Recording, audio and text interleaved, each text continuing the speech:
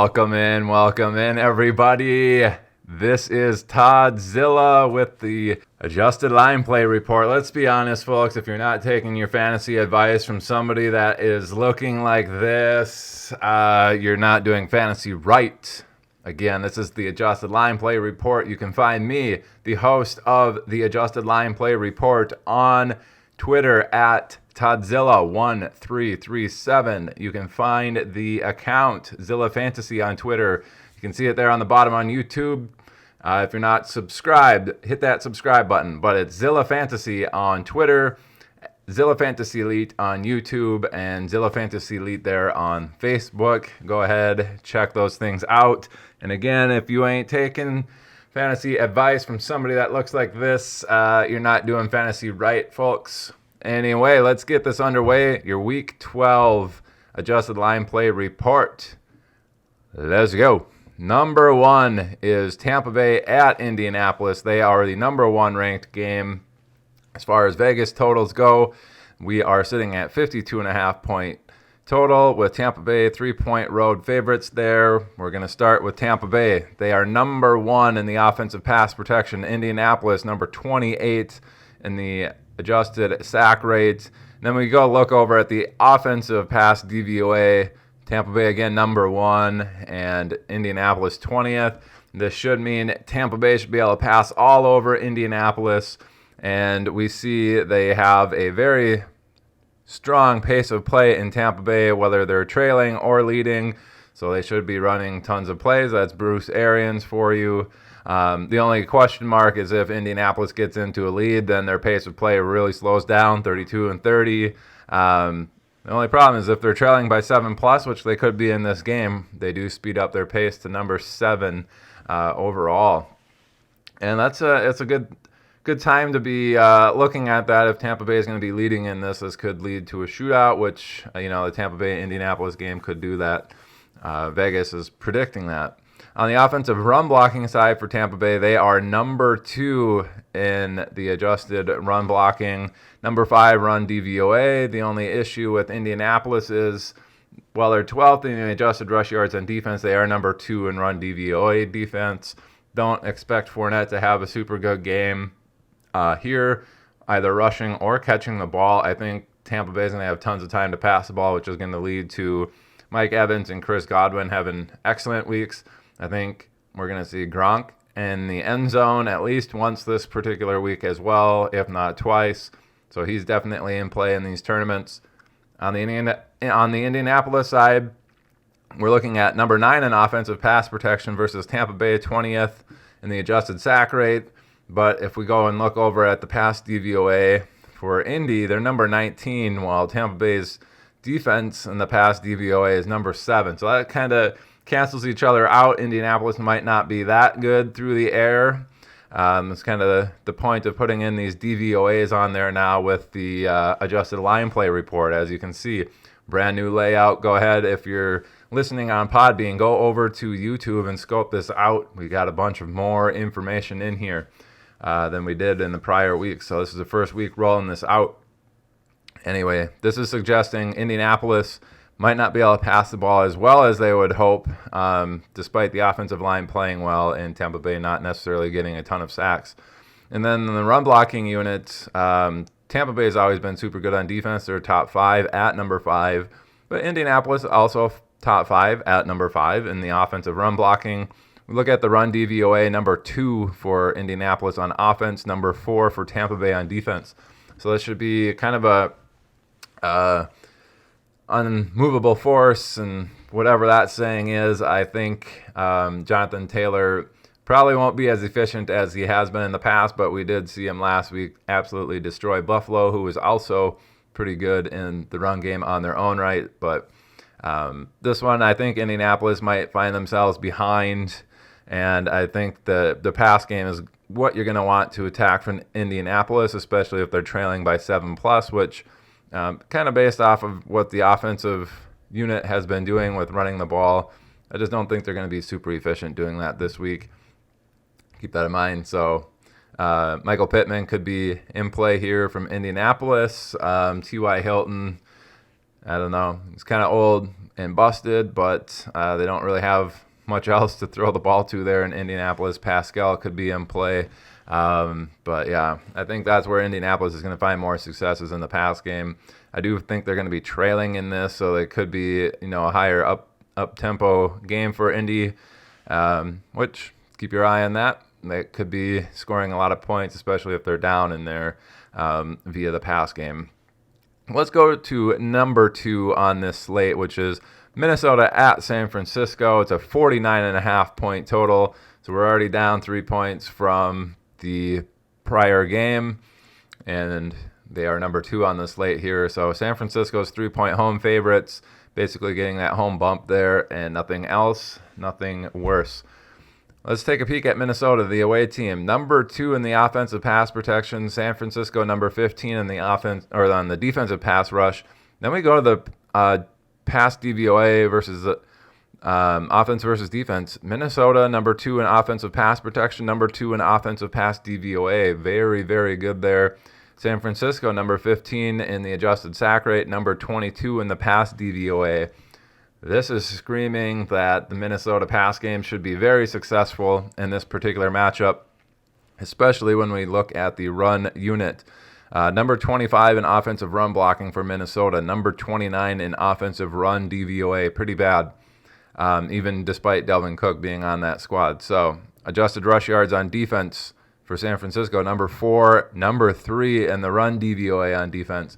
Don't expect Minnesota to be very efficient running the ball, but I think they're going to have lots and lots of time to pass the ball, and I don't know what it is with Minnesota wide receivers, but they're just not highly rostered in tournaments. So Justin Jefferson, Adam Thielen, and maybe Conklin in this particular matchup, I think they will be on fire. Kirk Cousins double stacks, probably going to be very low rostered within a tournament, and that is an excellent way to gain leverage and potentially find yourself in the top 10 of a tournament.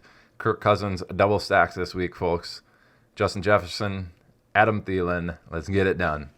On the San Francisco side, we look at their offensive pass protection, number 17. Minnesota, number 3 at the adjusted sack rate, so they should be able to get after the quarterback here despite losing some key people on defense there. But then we look at the offensive and defensive pass DVOAs. San Francisco actually number 5 in offensive pass DVOA. Minnesota still 8th in the defensive pass DVOA. Don't expect San Francisco to be super efficient passing the ball. I just think they're going to be under pressure, and then they should still be able to have some success against Minnesota's defense here. So if they're getting pressured and they should still have some success, that's going to be the underneath targets. I don't think Ayuk's going to have his week this week. I called the shot last week. He had an excellent week finally last week, but I think this is going to be more George Kittle, Deebo Samuel time. Maybe some dump offs to the running backs, but that's going to be the show there in San Francisco via the air. The run blocking unit, however, number 32 for Minnesota on the adjusted rush yards on defense. San Francisco, so Minnesota dead last in the defense there. San Francisco 24th in the offensive run blocking. Not very good, but still significantly better than Minnesota's defense there. And then we go to the defense and offensive run DVOA. Minnesota still bad. Number 27 in the defense rush DVOA. San Francisco top 8. 8th in run DVOA on offense. So San Francisco, they're going to have to keep it short and underneath on offense when they're passing the ball, but then they should find pretty decent success on the ground if Elijah Mitchell is playing in this game. I expect him to have some solid run. I think Jeff Wilson could have some solid plays too. It kind of depends on who's in there. It'll probably be a little bit better for Jeff Wilson. Obviously, if Elijah Mitchell is out, it's just going to be better for fantasy people in general, having that clarity. If Elijah Mitchell is there with his finger injury, I do expect him to have some explosive plays in this particular matchup, so keep that in mind. I just don't know what kind of workload he's going to get if they're both healthy coming into this matchup. Just keep that in mind. Should be very interesting there. From there, we're going to move on to the number 3 ranked thing, and we're already dropping another 2 points, so that's 5 points below the number 1 game on the slate already, which is this Los Angeles Chargers and Denver. So Chargers at Denver, Mile High, 47.5 point total there. We have the Chargers as 2.5 point road favorites here. And we're going to start there. So they're number 4 in offensive pass protection. Denver actually top 10 there, number 9 in the offensive pass rush. So they're number 9 in the adjusted sack rate. But then we go over to the offensive pass DVOA. Chargers number 6 in offensive pass DVOA. Denver number 17 in the pass DVOA on defense. That means the Chargers should be pretty successful there. They might have a few times where they're under duress, but they should still be pretty successful there. Denver does give it up, according to this, at a pretty efficient clip, and we've seen Herbert be pretty efficient in the past. I think this is going to be a pretty popular play for Herbert versus the Cousins play, which I think the adjusted line play report is suggesting is a smash spot. I think Herbert here is in a good spot as well, but he's going to be more popular. So in those tournaments, you're not going to differentiate yourself as much, but it's still a quality play there. If they're going to be a little bit more under duress, it's probably going to be more dump-offs to Eckler. The tight end's getting involved a little bit more, and then a Keenan Allen week versus a Mike Williams week. I don't think he's going to be as good in this Denver game, so keep that in mind. On the run blocking side for the Chargers, we have number 13 in the offensive run blocking, while Denver is number 25 in the adjusted rush yards on defense. DVOA is actually a little bit bigger gap even, so offensive run DVOA is number 11 for the Chargers, and Denver is number 28 in the rush DVOA on defense. Chargers should have plenty of opportunity to run the ball and be successful there. Another monster Eckler week, especially if he's catching a few more passes based off of this offensive pass DVOA stuff that we saw too. This could be a monster Eckler week against Denver. So I like Herbert, I like Keenan Allen and his tight ends, and I especially like Eckler in this particular matchup. Obviously, the guy's a stud, gets it done week in and week out, but in another smash spot here for the adjusted line play report. On the Denver side, they are number 27 in offensive pass protection, while the Chargers are 12th in the adjusted sack rate there, so 27 versus 12, not very good for Denver. Then we go look at the pass DVOA. Denver number 14 in offensive pass DVOA, so that's a big jump, even though their offensive line is giving up a few sacks. They're pretty efficient on offense there. And the pass DVOA for Chargers are a little bit better. So that's number 9 versus number 14 in favor of the Chargers on defense there, but it's basically suggesting that Denver might give up some sacks. They probably do get a few pressures, but they still are pretty efficient on the air attack there. I just don't see this being a super good game for the pass attack necessarily on this particular week. And then if we look at the run DVOA, that's where we get a little bit of a differentiator, and I think we have two guys in play here. So Denver, number 21, offensive run blocking. The Chargers, 30th in adjusted rush yards on defense. Then we go to the DVOA for running. The Chargers, number 32 in run DVOA, dead last, just giving it up like crazy. And then we have Denver, number 17 in the run DVOA and offense. So they're more middle of the pack there, but they're facing a Chargers defense, which is absolute worst against run DVOA. So I think this is going to be a good spot for not only Javonte Williams, but also Melvin Gordon. I could see both of these guys scoring 1 or 2 touchdowns apiece in this matchup. Wouldn't be all that surprised to see Williams score 1 and Gordon score 2, or vice versa, or maybe 4 total between the two of them, just based off of how this is going. Just keep that in mind. Very interesting setup there for Denver. They might be under pressure a little bit.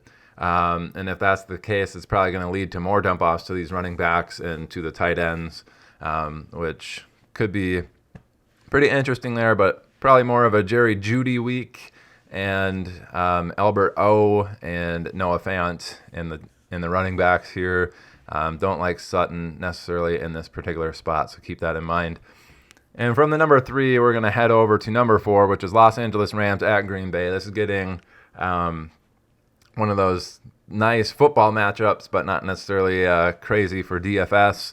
So we're at a 47-point total, and the Rams are actually 1.5-point road favorites here over the Green Bay Packers.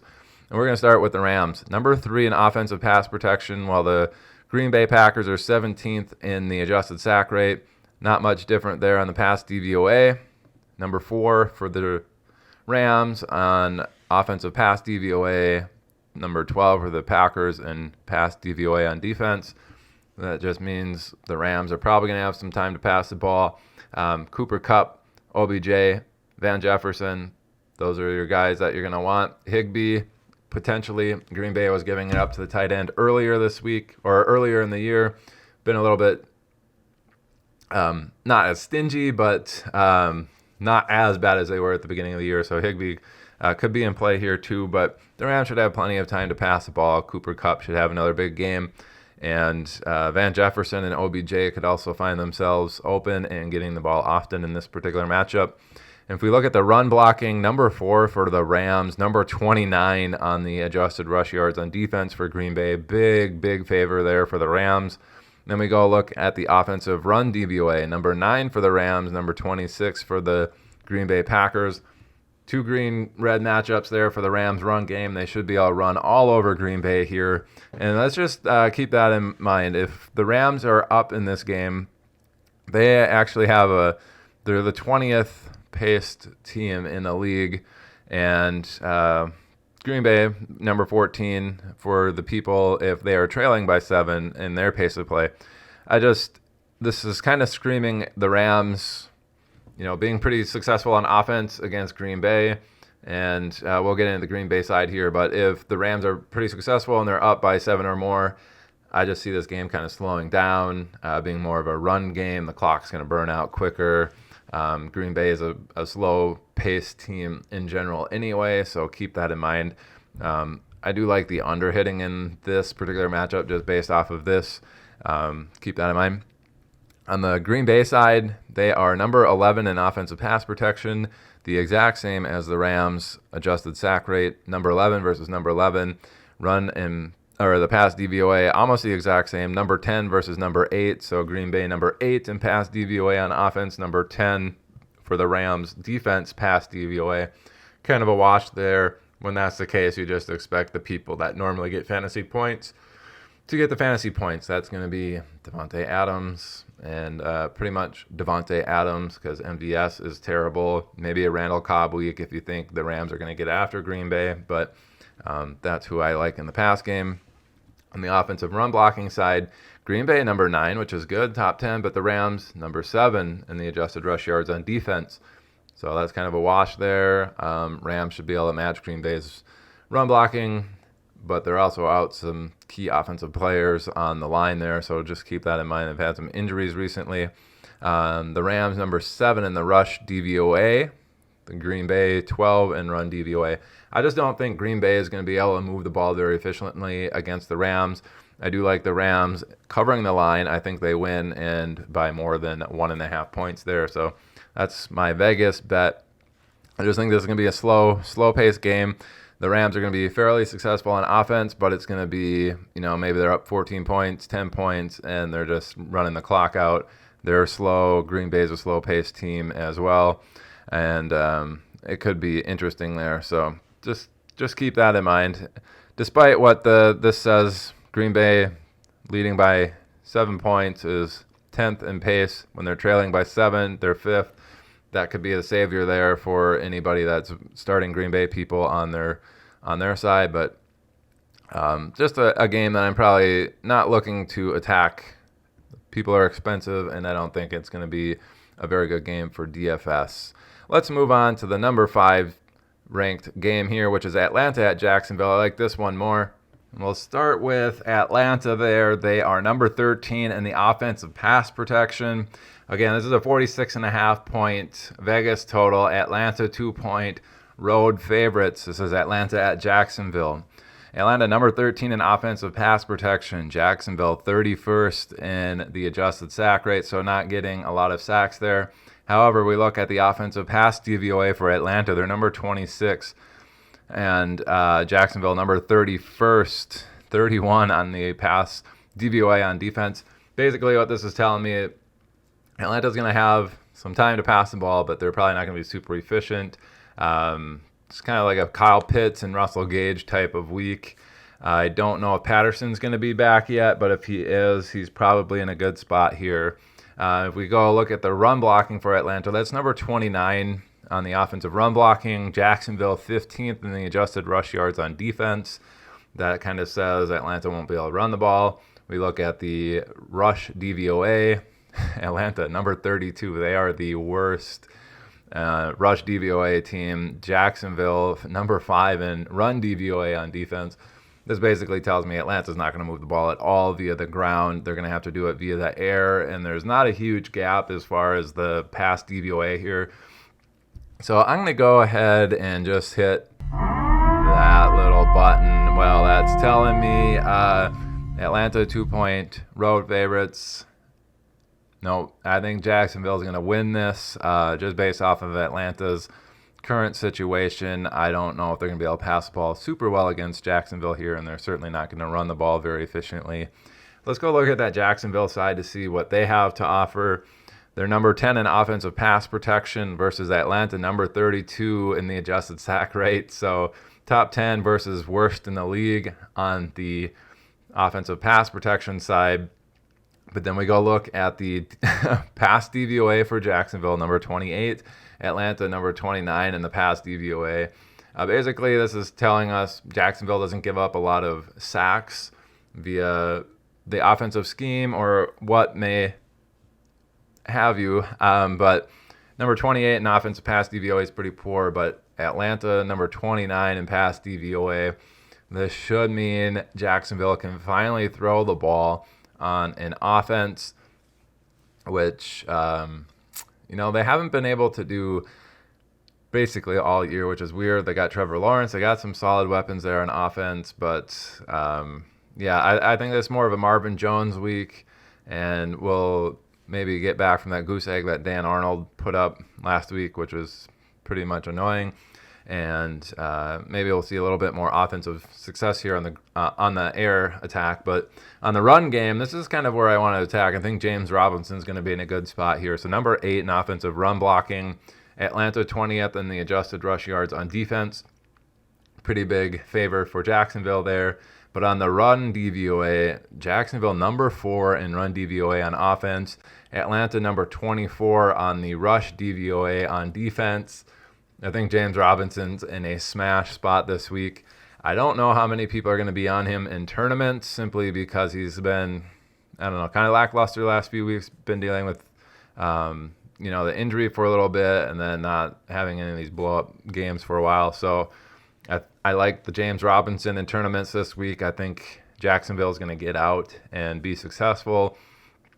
And we can see just when they're leading, they're not horrible. They're 21st in their run play on offense. They're actually even slower when they're trailing by 7 points. They're the 27th slowest team when they're trailing by 7. But I think this is a game where they're going to be in a neutral game script or leading by extra, which kind of puts them more in the middle of the pack for pace of play. So I think Jacksonville actually does pretty well on offense here, and I think James Robinson's in a good spot. So keep that in mind for this number 5 ranked game this week. Atlanta at Jacksonville. I think that's going to be a pretty good matchup for most people to attack in DFS.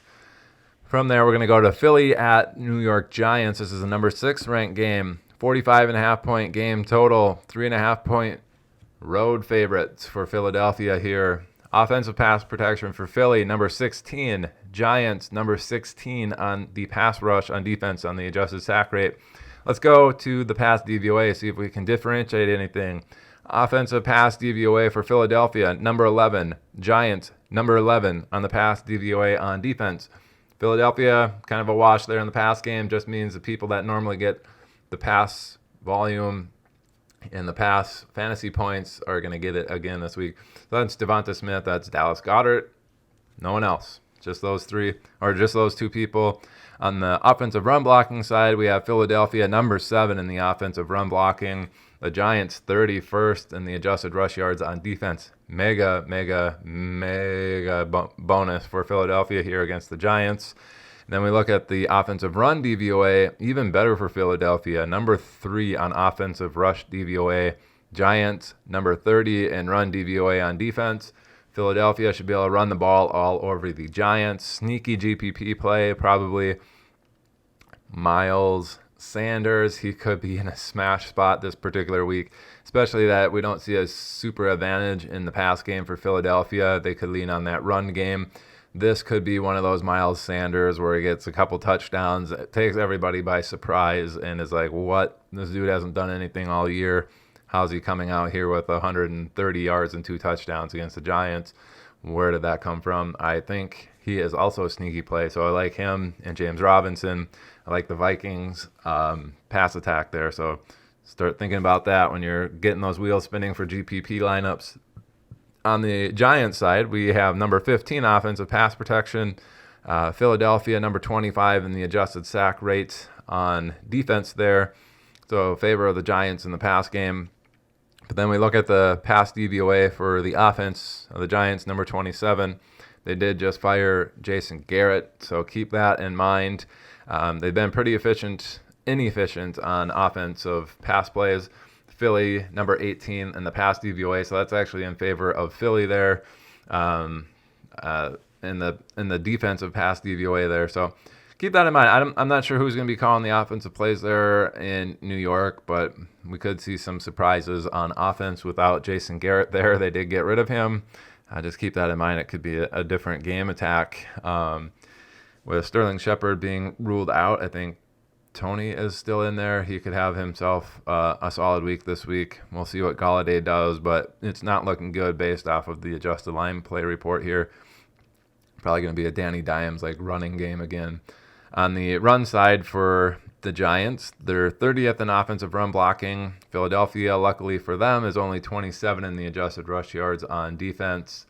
So let's look at the run DVOA. Giants 27, Philadelphia 21st in the defense. Giants probably not going to score a ton of points here, but Barkley does have the talent to bust off some long runs. I just think Barkley's probably the only guy from the Giants that I'm even remotely interested in any sort of lineup for this particular matchup. I don't think the Giants are going to be able to pass the ball very well. They're probably going to have to dump it off short to Tony and Barkley this week. So just keep that in mind. It's kind of an ugly game for the Giants. Not super interested in getting any of those guys into GPP lineups.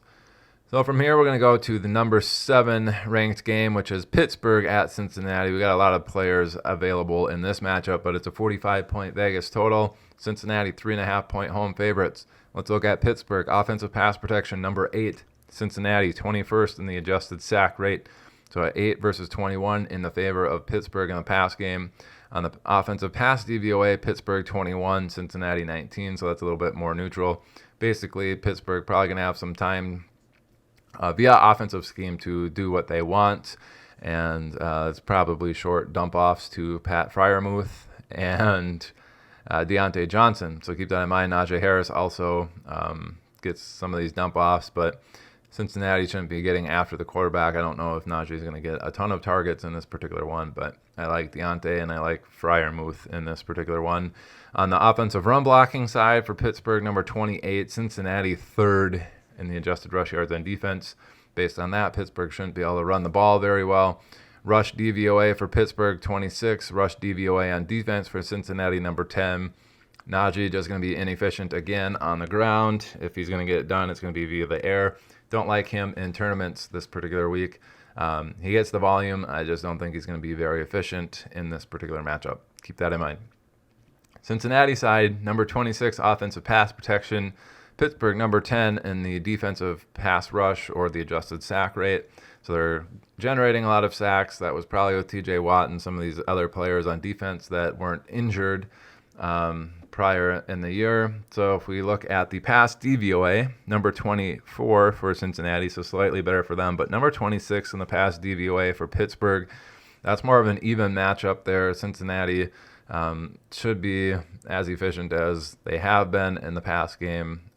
They just might have to get a few quicker passes based off of that pass rush from Pittsburgh, which is going to lead to a few more underneath targets, That might be Tyler Boyd this week. That might be Joe Mixon targets or the running back targets. And strangely enough, that might be CJ Uzomah in the pass game.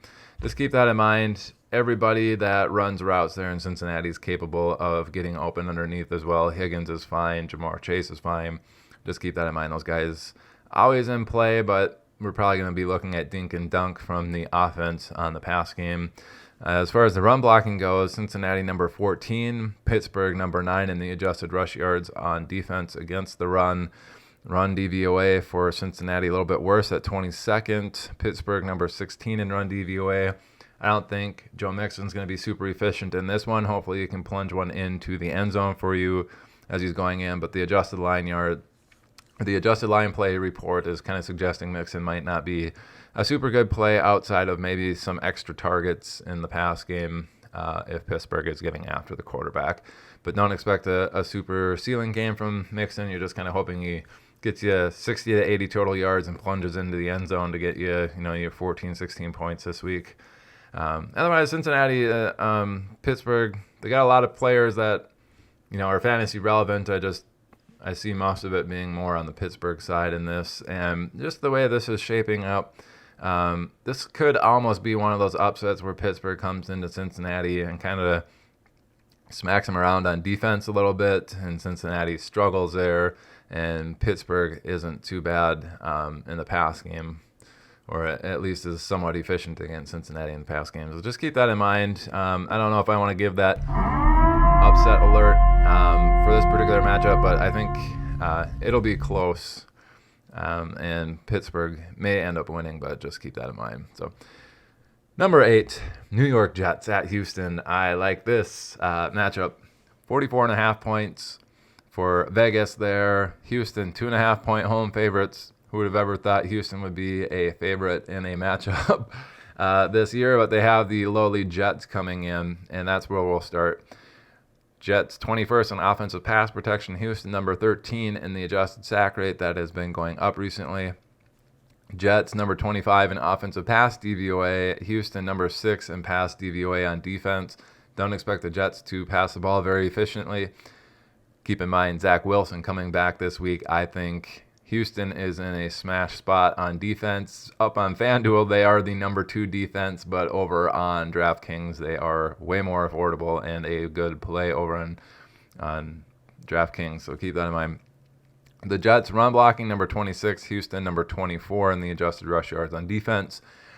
Run DVOA pretty much the same. Jets 20, Houston 23 in the run DVOA. Just means Michael Carter, I think he's out, so Ty Johnson could be a sneaky play this week, especially if the Jets actually move the ball a little bit. If they're getting some dump-offs to him, he could see a decent game. I don't think Jets are going to score very many points in this particular matchup. Ty Johnson would be lucky to get into the end zone. It's just going to be inefficient, I think, with Zach Wilson there. Maybe you get some garbage time hope from him, but avoiding most of the receivers there outside of Elijah Moore, maybe, if they're going to get the ball out a little bit quicker. But we'll see what Zach Wilson looks like against this Houston defense anyway. Should be interesting. Houston on the offensive side, number 25, offensive pass protection. Jets, number 26 in the defensive pass rush, so they're not getting a ton of sacks. Run, or the pass DVOA, roughly the same, but worse for both teams. Houston, number 29 in the pass DVOA on offense. Jets, 32nd in the pass DVOA on defense. Tyrod Taylor, sneaky here. I like Nico Collins. I like Brandon Cooks in this particular matchup. I think they'll be fine. Houston should have more time than they're used to based off of this Jets' terrible defense, and I think they should be able to move the ball fairly explosively with those two via the air.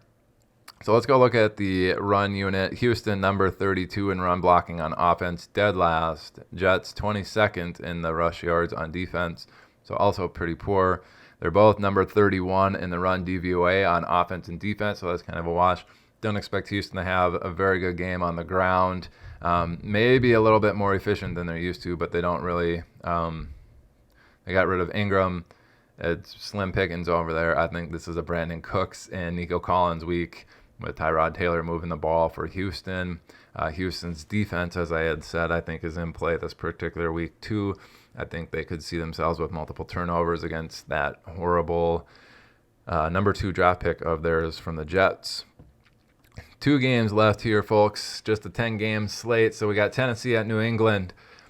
43.5 point game total being bet down significantly after A.J. Brown went down. So Tennessee basically has nobody on offense. Tennessee, I think they were like 2-point road underdogs going into this. Now they're 7-point underdogs on the road. So New England 7-point home favorites.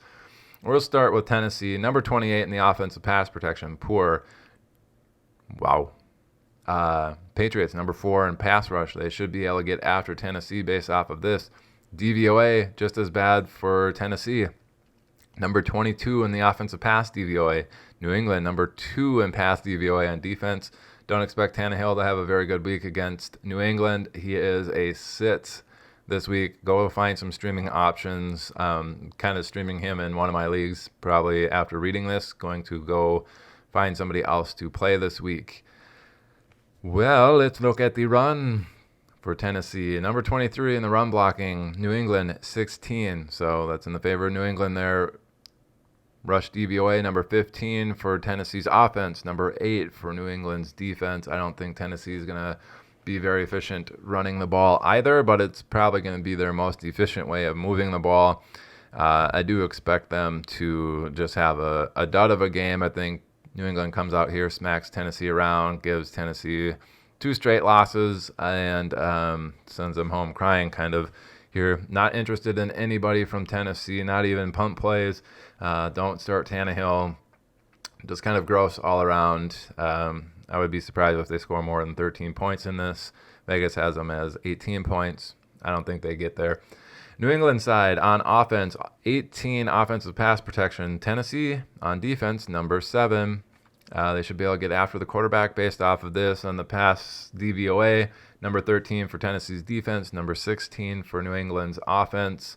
Kind of a wash there, so they probably won't have a ton of time in New England. It's going to be more underneath routes. Hunter Henry, maybe Jonnu Smith. But the run game, especially if Tennessee's not scoring points, I think Tennessee is just going to be running it, or New England's going to be running it, Number 12 in offensive run blocking, number 18 for Tennessee in the adjusted rush yards on defense. New England top 10 in run DVOA on offense, number 10. And Tennessee is still 18th there in rush DVOA. I think New England's going to be a little bit more effective on the ground, and that's how they're going to attack Tennessee in this particular matchup, as the 2 former coach and teammate there face off against each other as coaches now. Just keep that in mind. Not super interested in a ton of people from this particular game. It could get ugly too.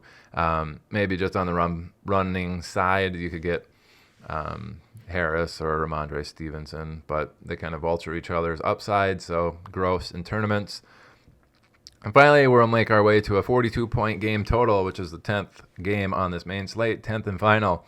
Carolina at Miami. Carolina 2-point road favorites actually against Miami here. And we'll start with Carolina, number 24 in the offensive pass protection. Miami, number 19 in the adjusted sack rate, 24 versus 19 in the favor of Carolina. Let's go look at the pass DVOA. Carolina 31st, pretty bad. Miami 21st in the pass DVOA on defense. Don't expect Carolina to have that good of a game in the air. Cam Newton there, DJ Moore, not particularly interested in their pass game.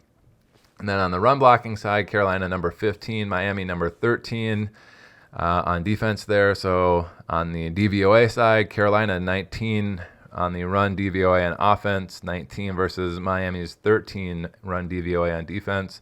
Don't think Carolina is going to be very good running the ball either. Pretty much going to be a Christian McCaffrey only type of situation. Carolina, not super interested in Cam Newton in this particular matchup.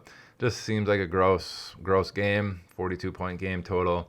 Nothing really showing that it's going to be an offensive juggernaut type of game for Carolina. On the Miami side, they are number 23 in the offensive pass protection. Carolina number 1 on the pass rush on defense. Woo! Carolina defense may be in play here. Look at the defensive pass DVOA for Carolina, number 5. Miami, number 23 in the pass DVOA on offense. Miami's offensive line is bad. Carolina, definitely a solid play on defense here. Should be able to get after Tua. That could lead to multiple turnovers, sack, fumble, whatever. Just keep that in mind. Carolina, decent play on defense here this week. On the Miami side, for offensive run blocking, number 31, bad. Carolina, number 11, the adjusted rush yards on defense. So Miami probably not going to be able to run the ball very well. Run DVOA, number 30 for Miami offense, number 20 for Carolina defense. Again, Miami probably not going to be moving the ball very well, either via the air or the ground attack. This is a 42-point game total. Both offensives look like they're going to struggle in this particular matchup, so I'm not super interested in anyone from this game. And that's going to do it for this episode, folks. Hopefully you enjoyed the YouTube version where we have all of this new data in here. You can kind of go through and look at it yourself. I'll try to post a huge screenshot of this perhaps on Twitter for you guys. Anyway, go follow me on Twitter at Todzilla1337. Follow Zilla Fantasy on Twitter as well. Go ahead, hit that subscribe button on YouTube, the follow button over on Podbean. That's going to do it for this week, folks. Booyah, let's get out of here. Go make some money together. Bye.